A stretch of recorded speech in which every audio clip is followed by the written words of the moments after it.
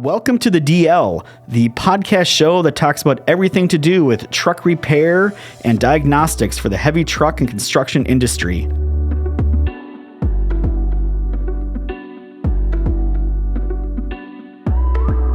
I am your host, Tyler Robertson, CEO and founder of Diesel Laptops.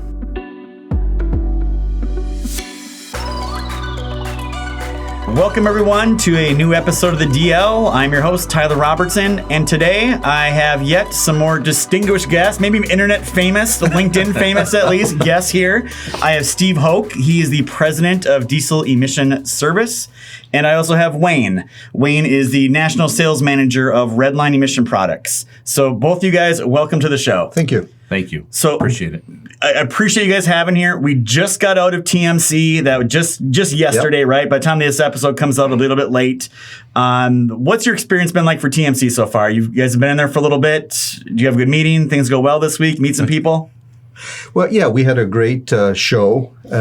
Traffic was a little bit light, but the people we met, the discussions we had were phenomenal. Progressed a lot of projects that we've been working on for years.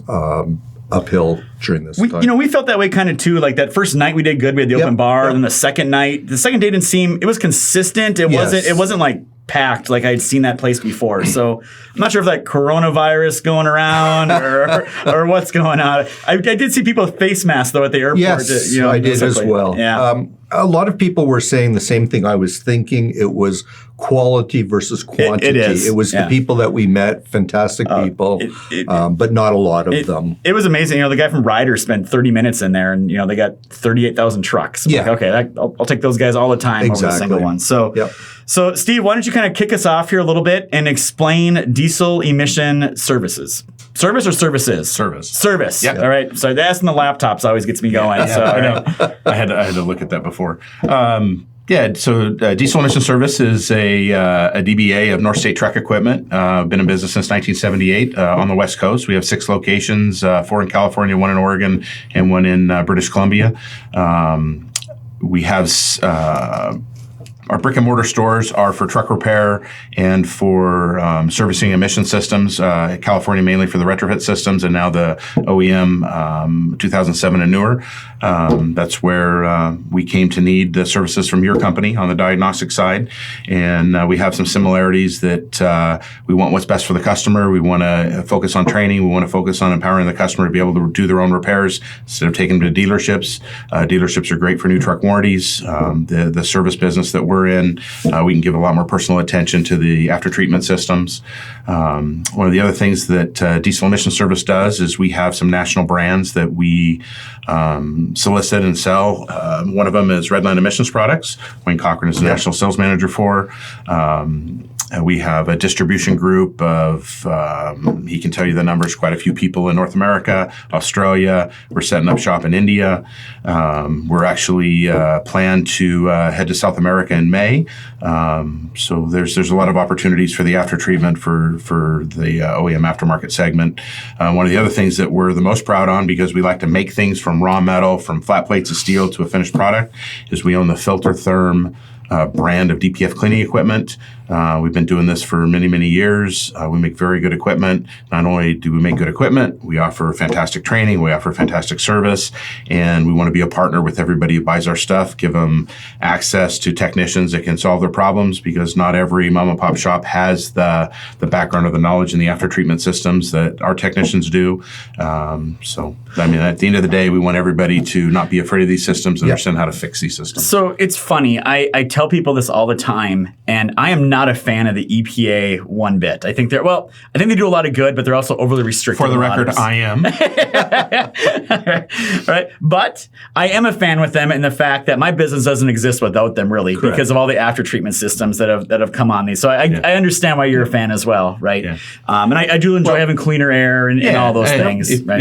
If you, obviously I'm not that old to understand what it was like in Los Angeles, but that's the stuff we base it on. LA, it used to be you couldn't see the skyscrapers in there. Yeah. Now it's the air's good.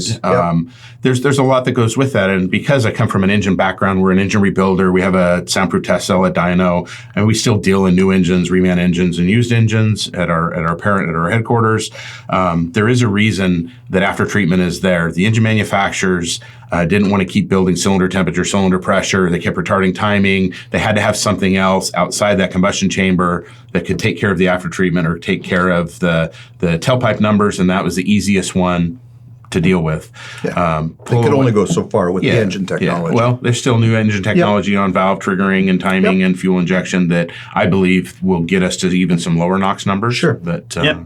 All right. So, Wayne, your role, national sales manager, what exactly do you do for that division of diesel emission services, right? We help people get involved in the emissions business of dealing with the systems that are on today's trucks, educating people on what to look for, how to deal with them, how to service them, and then offer the equipment to clean the filters under the Filtertherm brand. And then we have all of the aftermarket DOCs, DPFs, the clamps, the gaskets, the sensors, the repair bungs, so we can salvage a $2,000 or $3,000 filter for a $100 repair. Just try to help people understand the systems and service them with the parts they require. So what kind of dealer network do you guys have? Are you coast to coast? There's this, you mentioned Canada for some of the other stuff. Are you there too? And yeah, we have 11 distribution centers. We have 2 up in Canada, Surrey, BC, Mississauga, Ontario. We cover all of Canada from coast to coast. There's a dozen, 15 dealers up in Canada. Here in the U.S., there's about 45 dealers across the country. There are some holes in our dealer network that we would love to fill. Yeah. You'd like to sell more. Yeah. Exactly. So we're always looking for more dealers. And we have Kentucky, Chicago, Illinois, and then on the West Coast, we have 6 distribution facilities. So we can cover coast to coast, get product to people within 2 to 3 days at the maximum. So let's talk a little bit more about the dealers. Like, what's your prototypical, or what do they look like? Are they independent shops? Are they parts retailers? Are they? Yes to everything. We have OEM truck dealers that have an aftermarket line to help them service all makes. So if it's a certain badge, it allows them to service customers with non-badge trucks of their brand. We have radiator shops that have popped up and are very popular at cleaning DPFs at the moment. So we have the service parts for them.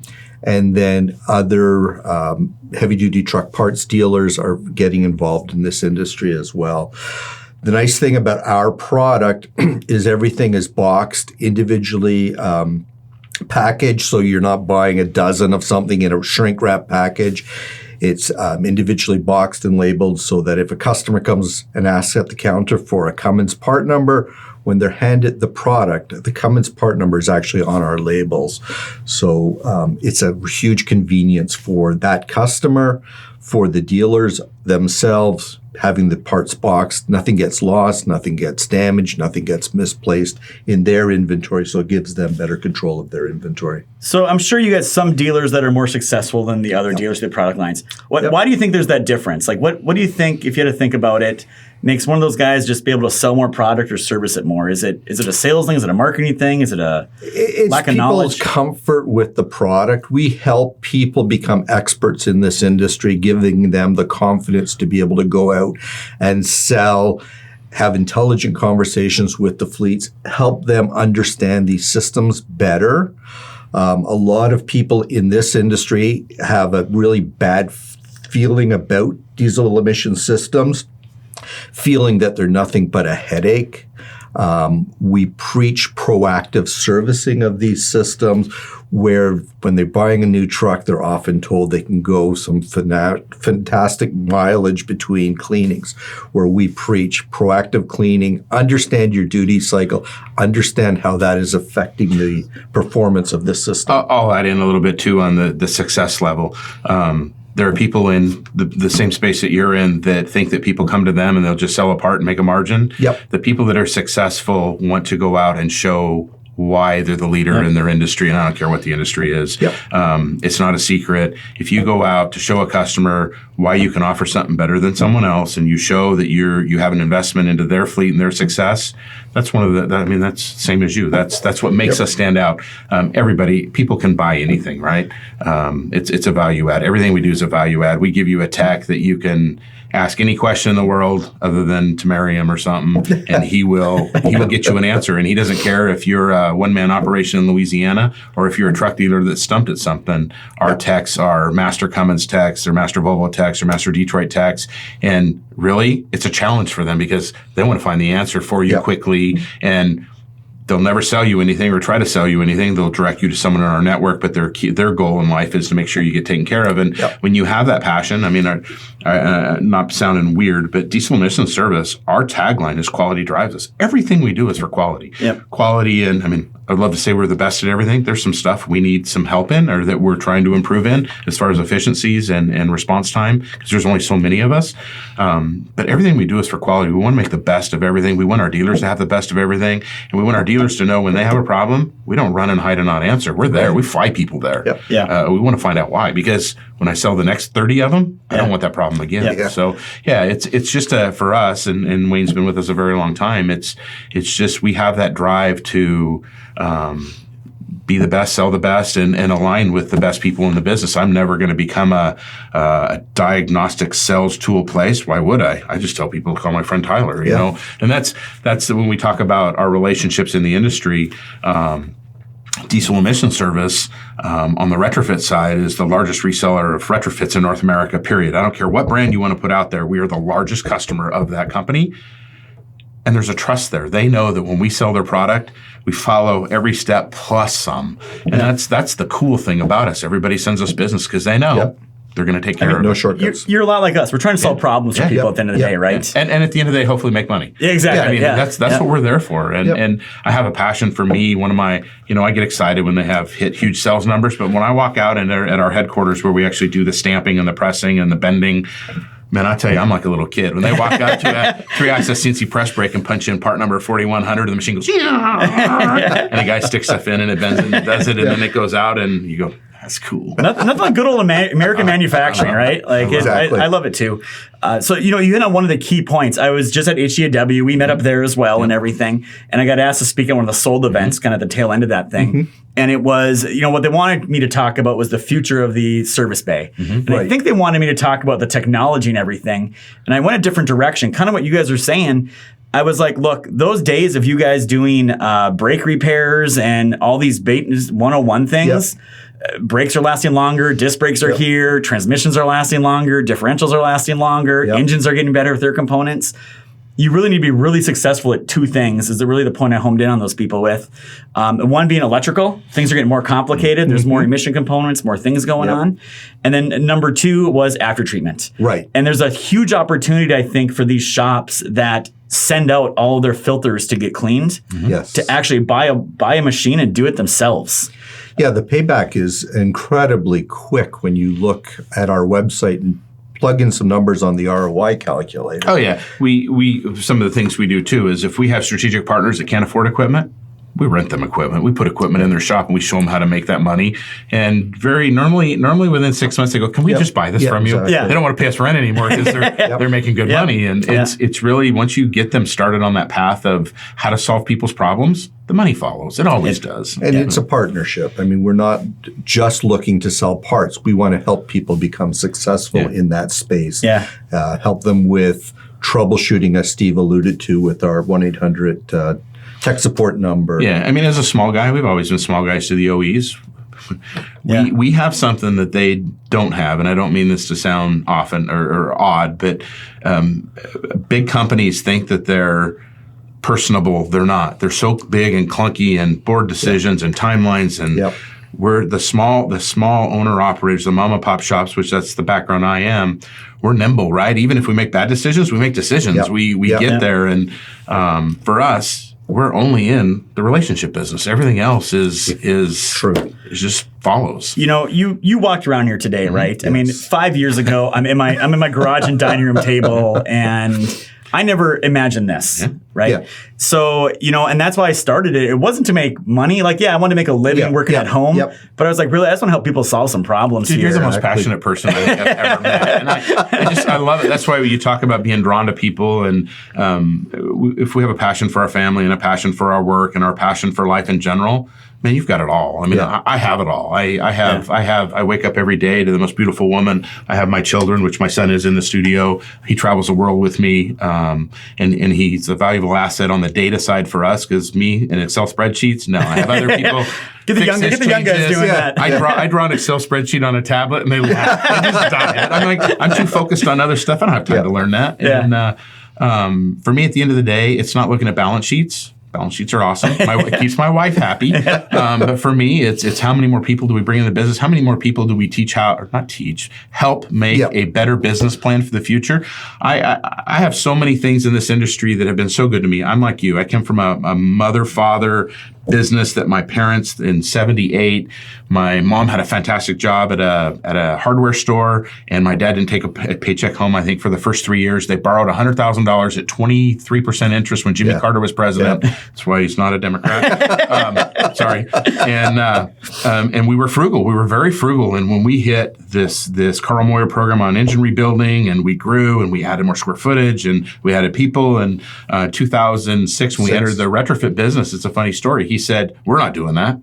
"What do you mean we're not doing that?" "I don't want our customers to hate us because of this stupid carb thing." And I'm like, here's the business model, why we have to do it. And it got to the point where I said, "Look, if you don't do it, I'll probably leave, because this is the future." And he said, "You're not leaving. We'll do it. Come up with some stupid name that no one will get mad at. North State Truck Equipment." So that's where we came up with DES. And after that, he was like, "I cannot believe what you do." And when we ended up buying my family out in 2011. And part of the sad thing for it was we had, at that time, so many locations with so many employees, and he didn't know anybody's name. He was frustrated. He was back to that. He wanted to know your name, your wife's name, your kid's name, what they drove, and how he could help you. And he was so personable. And, even today, probably the last 2 years are probably just because of how much business we have around the world. But I used to write Christmas letters to every employee by hand. Yeah. And after we got over 45, I had to quit doing it. I'm a writer's cramp, But we still, I end every day with thanking people as they leave. And it's just, I appreciate them. I appreciate everything they do, and they make me look good. And that's, at the end of the day, that's all you can want. Yeah. I mean, I've got to know you a little bit, right? I mean, I see your son hanging out with you and going on these trips and doing business with you. Pay. But I mean, you told the story about Junior this morning to me, like how you got him there. You can tell you're one of those people that just genuinely cares, and family's important. And I think that's why I connected so well with you, because I'm like, man, we're really of like mindset here. I get calls all the time. People, the first thing is, "We can make so much money together." I'm like, "Yeah, I'm not interested." That's not what it's about. It's about solving problems. It's about changing stuff. It's about making things better, and it's about bringing your friends along with you. Because what good is if I can buy all the cool stuff and my friends can't? That's not a friendship, man. We all got to be, we're all in it. And at our company, we're all in it. And So, you talked about being nimble a little bit earlier. And I can tell you from my side on my company, we've lost a little bit of that because we have so many people and layers of management. And now we're like, okay, how do we fix this to get back to how we are? Have you experienced some of that similar stuff? We have. Because we have so many avenues, and because my attention really is on global retrofit, global machine manufacturing, helping other countries solve. Now that we have this knowledge that, not that other companies don't have, but other companies have not figured out how to move on. I mean, dirty air is all over the world, right? The jet stream takes it everywhere. So there's other countries now going, "Hey, what do we do? We've screwed around for 25, 30 years and not paid attention to this. Now we have to pay attention to it." We're the problem solvers. If you tell me you have 10,000 trucks that have to be retrofitted, I will build a program to do it in any time frame that it takes. Yeah, I probably won't see my family for a while, but we'll get it done. And that's the passion that I have. And that's my wife's like, "Well, you need to slow down." It's like, I can't. 80 hours a week. I walked around here this morning, and I've been to some of the biggest factories on the face of the earth. I've seen stuff, and I had the biggest smile in walking around here. And like I said, the first thing we need to start a logo shop so we can do all our own embroidery shop. Kiosk that does all our embroidery, because I see a lot of proud employees here. Another new division. I was. I'm not blown away, but I'm just wow. Yeah. No, thank you. I appreciate that. Well, thank you very much, guys. All right. So talking about this worldwide global thing, right? You were just in another country, right? Yeah, we went up and laid the groundwork for Trump to come over. And I don't remember, Casey, did we speak at that cricket stadium? But we were at the Taj Mahal, and I was comparing our pictures the other day of Trump's visit to Taj Mahal and our visit to Taj Mahal, and I don't know if they photoshopped the 180,000 people out of the background that ours had, and I think they highlighted the grass because it was not as green, but it is an absolutely beautiful. Is it a temple or is it a monument? We traveled around northern India. We did Agra, where Taj was. We did all kinds of other tombs, forts. Blown away. When you see stuff that is 700 years old, and here in California we see stuff that's 100 years old. Yeah. Wow. Yeah. There's a couple suggestions I can make for them, like Western toilets, more available. But the time we spent in Jaipur and going to forts up on mountains, and it was just like, how do people build? I mean, the pyramids are awesome. All right, how'd you build this 100-foot wall for this many miles on top of a mountain? How many people died doing that? But it was crazy. Their driving is crazy. Their the fact that there are policemen on every corner for these little local police booths that don't write 1,000 citations every 10 minutes. They only pull people over that have Western people sitting in the back, so they can get a selfie or something. But seeing families of 5 on a scooter blew my mind. 3-year-old in the front, father driving the scooter, 5-year-old in the middle, mother sitting side saddle with newborn baby, swerving in and out of traffic. And we're like, no. And then at every time we'd pull by a market, because we had a driver, our host there was absolutely fantastic. Junior would disappear. He'd jump out of the vehicle. And we're like, where is he? He's over trying to buy something. He had a pocket full of rupees, which it was just hilarious. So the people were fantastic. So I heard your son though got how many photos did how many selfies did you think your son ended up taking there? A couple hundred. He was a tall towhead. People wanted pictures with him. It was hilarious. It disturbed me a little bit that they were all guys and one girl. But he took it like a trooper. There was a military guy at Red Fort.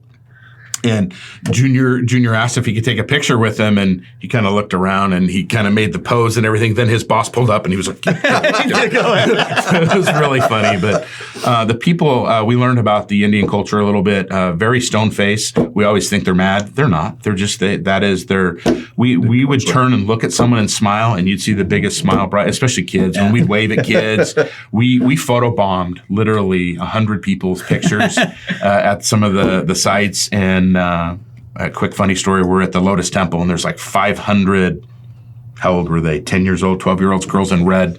And they're walking by, and we're walking by, and they're chattering, and I don't know what they're saying. And Varun's dying laughing, and I go, what's so funny? And he goes, you want to hear what they said? And I said, well, yeah. He says, they're calling you the Big Show. And I says, what the hell's that? He says, that's a professional wrestler. Yeah, it is. Yeah. And I said, well, you know what? I'm all puffed up. And I've lost some weight. And he says, you want to know what else they said? And I'm like, yeah. And he says, you're the Big Show's father. He goes, you're old. I'm like, I'm looking for those girls. So, but yeah, the scenery, the sights, some of it was crazy, and I don't really care to see again, and some of it was fantastic. Yeah. But, so tell me a little bit about the, emissions and smog and pollution. I know we went through the whole thing here in the United States, and I think some of these other countries like China and India and other places are starting to make some changes. Yeah, so India has to make changes. Other countries have to make changes. The smog was so bad that out of our balcony you couldn't see more than 150 yards on some days, and you just go. Pictures were horrendous. Oh. Could you feel it? Could you feel it when you're breathing? Yeah. It was bad. When we went to Jaipur and we went out a couple of 5 hours out of Delhi, then you can see blue skies, you can see clouds like a normal person. But in the city, it's harsh. But a lot of their problem is not just air. It's dirt, which it's still particulate matter, still embeds in the lungs. One of the neat things that India did implement is called BS6. So April 1st, 2020, every diesel vehicle in the country has to be manufactured with a diesel particulate filter. Wow. Fantastic if you're a air person or in a diesel particulate manufacturer. Bad if you're a truck driver or a repair shop that doesn't have means to diagnose it, clean it. So that's... So what do they do over there, right? You got 1 billion people, and... Does everyone have to buy this new technology now and learn it? How are they doing that? So and I'm not an expert on Indian laws yet, But they do have a VIN stop plan for 300,000 commercial vehicles, which they're not the same we have in the States. They probably equal our Class 6s. Yeah. They run like 5-liter engines. Tata is the majority of the market, and they really don't have a way. The government doesn't have a way to regulate it other than just VIN stop it. So that we've worked with trucking associations. Our partner over there has been working with them to try to show them where we can add a diesel oxidation catalyst. They keep the vehicle. So that's what we're summoning the government with right now. But the government has got to deal with it. I'm not an expert on all the truck manufacturers that are there, of what they're doing. They have plenty of shops. I think Volvo has 500 plus dealers. Tata has 1,700 plus dealers. We're trying to understand. They really, not all of them have an OBD port. Not all of them have a data acquisition port. So we're trying to understand that. How are you going to have sensors and a DPF and you don't know? So that's we have people on the ground, and where there's a will, the way. We will figure out how Diesel Laptop and Diesel Mission Service get over there and take care of some stuff. Talking about South America, we've got some great stuff down there happening, and you'll be along the way too. Well, what's interesting for us is, there's, North American model trucks and you got your European model trucks, but then you really look at off-highway, and we do a lot in the off-highway. Mm-hmm. And, it was an amazing stat. I just heard it the other day, and it was more to do with China than India, but something like half of all bulldozers sold last year went into China. Wow. And it's not a lot of different technology and engines that they're using over there versus over here. So earlier, a lot of commonality. Yeah, a lot of commonality. Yep. So we kind of got that one out there. And I'm glad you're over there helping figure it out ahead of time. Maybe we can just kind of come in the tail end and you can be like, oh, Diesel Laptops, here you go. Yeah, we have been asked to participate in a retrofit program in Mongolia. So that is something that we're looking at. Israel has a lot of stuff happening right now. They're doing a lot of retrofits, mostly automotive, but they do have some off-road. I just personally don't know the diagnostic side on that. But Caterpillar is over there under a different name, Zoho, and they have a pretty good handle on it. Yeah. Yep. Yeah. So it's a big world. When I never really thought outside the United States until about the last 6 or 9 months, and we've been researching and learning. We're like, it's a big world. Yeah. Within 12 hours, you can be anywhere on the face of the earth. It is absolutely amazing in everything. All right, so going back to what you guys do a little bit. You're in California. Mm-hmm. Again, I'm not from that part of the world. I just hear a lot of horror stories about California and CARB and all those things. Is it really that different in California with emission controls and things that go on versus the other 49 states? I think California is ahead of everyone else in understanding the emission systems because they were dealing with them for a lot longer than the rest of the U.S. Yeah, I'll say it a little different. The reason that California is ahead of everyone is not to put you out of business, even though that seems like that's the cause, but is to lower the healthcare cost of the state. Yeah. The studies of people way smarter than us that all these tonnage and reduction of PM, which whether you like it or not, whether it's dirt, whether it's soot, whether it's whatever it is, if it embeds into your lungs and causes lung cancer, causes respiratory problems, the state's paying for it somehow, some way. Yeah. So at the end of the day, the goal is to make stuff as clean as it can so we reduce healthcare costs that any state or government agency has to pay for. Along that way, there are... If CARB hasn't done what it's done, we would not see electric vehicles coming up how they have. I mean, I'll take a Porsche Taycan. I don't have a problem with that. Yeah. I can stay closer to home if that's what the range says. But there are always it always forces better technology. The sad part on the emission side and the engine side is these agencies don't take tailpipe numbers for anything. They do it. They want you to do $1 million study at a lab. They want you to prove on paper that it works, and anything after that perfect test cell data, they don't care about where it should be real tailpipe numbers. If someone's coming up a way to do a 3-degree retard on a 3306 and a cat that can actually clean up soot by 40%, my God, let them do it. I mean, so there's a lot of other ways to skin this cat without paying so much money. they're very cautious. So I'm going to ask you a question here because we don't see the retrofit stuff, but we get calls, emails, chats every day, all day long, and I see it on Facebook message groups and everywhere else is the opposite. The DPF deletes. Oh.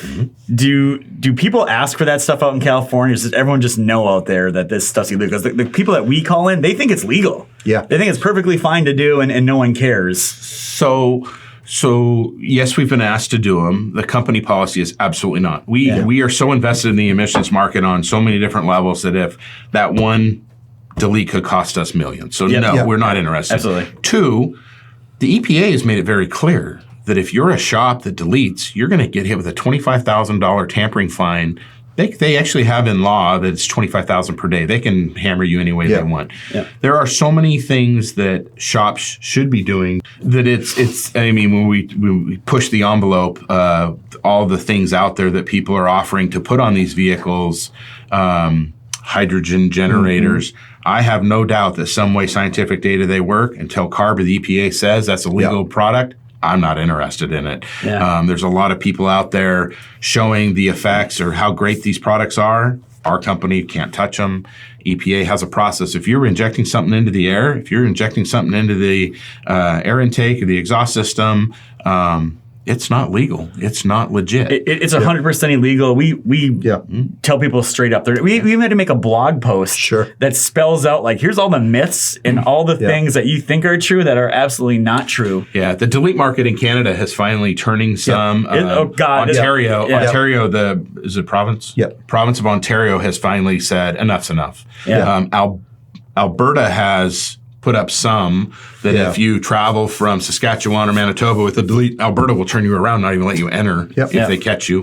BC, who actually has, I think, the best air rules Metro's put out for the Western province, they really are still not doing anything about deletes and aftermarket. Well, I can tell you this, if some company happened to come up with a delete emission detection software tool, they probably make a little bit of money doing that whole thing. I was just in a building with that might be. 4 levels and about 8,000 people with logoed shirts that could probably make that. Yeah. But it's interesting you bring that up because at HDAW, for the first time, people were coming to the booth saying people have long thought that deletes were not being monitored, and they were coming to the booth and saying finally they know of someone that's been fined, et cetera, et cetera. So deletes are coming to an end.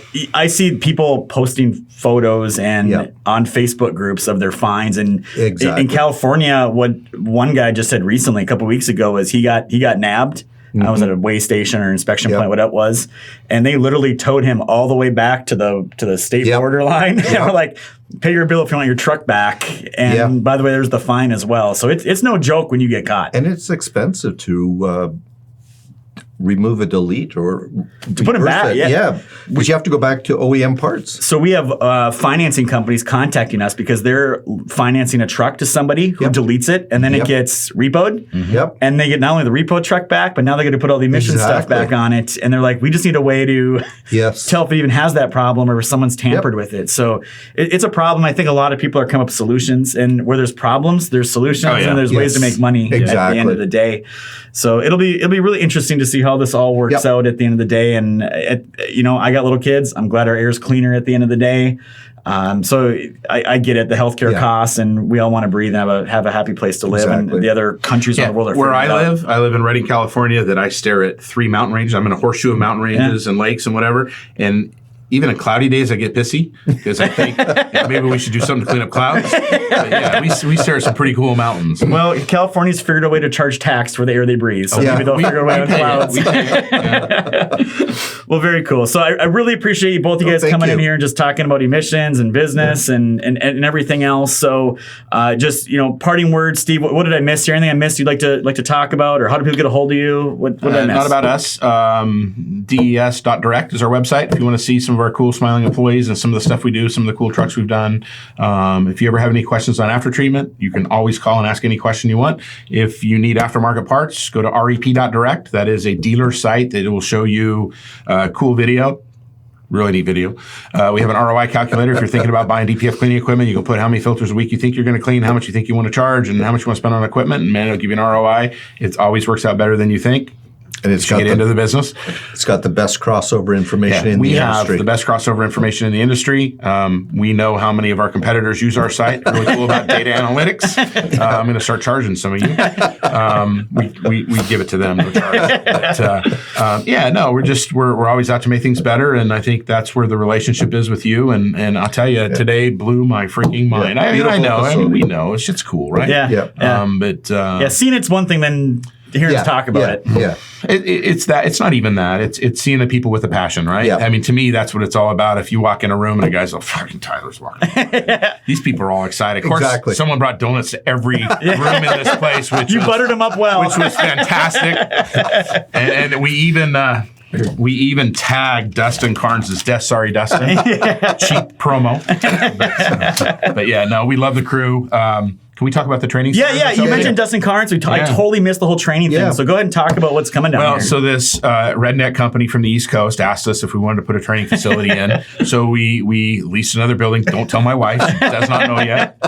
Thank God this is 30 days later. But we have the DES Training Center powered by diesel laptops. Very proud of that name. Hopefully they are too. 2,500 square foot. One half is big old TV, which we'll watch football games when we'll hang out. Board. I think it's comfortable seating and desks for 20 people. We can always expand. The other side is a drive-in bay to bring in new trucks to do on hand. And of course, we're showing off a little bit. We have pallet racking 50 foot by 30 with like 100 new OEM systems. So anybody can see any OEM system. And then on our lunch breaks, which would be catered by Redline Emissions products, they can walk across the industrial park and actually watch how our cleaning equipment is made. We have a 10,000 square foot shop right across from there. And plus, when you come to Redding, California, man, we have some cool stuff. I mean, I'm excited to be on the West Coast. We get customers all the time. When you come in West, definitely coming very, very soon. I was going to mention that also the training center has the diesel laptops diagnostic boards. Well, it is a Diesel Laptops curriculum. It is in a partnership with Diesel Laptops. Dustin will probably have to come out 20, 30 times to make sure that our trainers are saying stuff right. We already bought him a quad. Buttering them up even better. I love it. I think we got him an assault rifle.